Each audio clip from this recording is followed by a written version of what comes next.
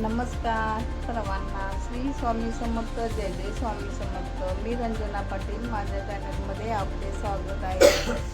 तर सकाळी लवकर आवरून घेतलं, आंघोळ वगैरे करून घेतली आणि सर्वांना पाणी वगैरे दिलं. त्यांनी सर्वांनी आंघोळ वगैरे करून घेतली.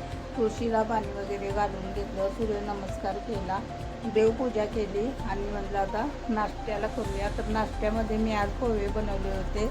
तर नाश्त्यामध्ये पोहे केले होते.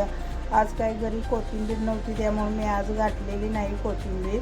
रोज असते कोथिंबीर. तर आज मस्त असे पोहे केलेले आहेत. छान झाले होते पोहे. मग स्वामींना नैवेद्य दाखवून घेतला पोह्याचा आणि सर्वांना पोहे दिले.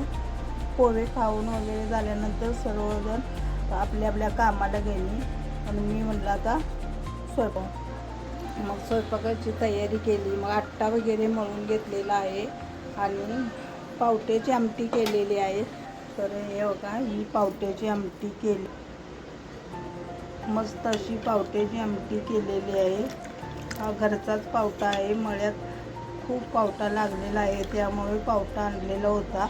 त्यामुळे पावट्याची आमटी केलेली आहे आणि राजगिऱ्याची भाजी केलेली आहे. हे बघा, राजगिऱ्याची भाजी केलेली आहे. मळ्यात खूप राजगिरा आलेला आहे, त्यामुळे थोडा थोडा राजगिरा घेऊन येते. एक दिवस मेथीची भाजी किंवा कधी राजगिऱ्याची भाजी, कधी पालकची भाजी अशी करत असते. तर आज राजगिऱ्याची भाजी केलेली आहे. तर आज स्वयंपाक सगळा तयार करून घ्यायचा आहे. आता चपात्या राहिलेल्या आहेत, त्या चपात्या करून घ्यायच्या आहेत आणि पुन्हा स्वामींचं ताट तयार करायचं आहे.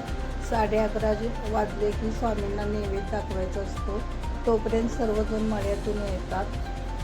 मग मी सर्वांना जेवणाची तयारी तोपर्यंत करून घ्यायची. सगळं तयार झाले की तर माझे व्हिडिओ रोज असतात, डेली ब्लॉग असतात. तरी तुम्ही बघत जावा आणि माझ्या चॅनलला लाईक, शेअर आणि सबस्क्राईब करायला विसरू नका. माझा व्हिडिओ तुम्हाला कसा वाटला ते कमेंटमध्ये सांगा आणि सबस्क्राईब करा.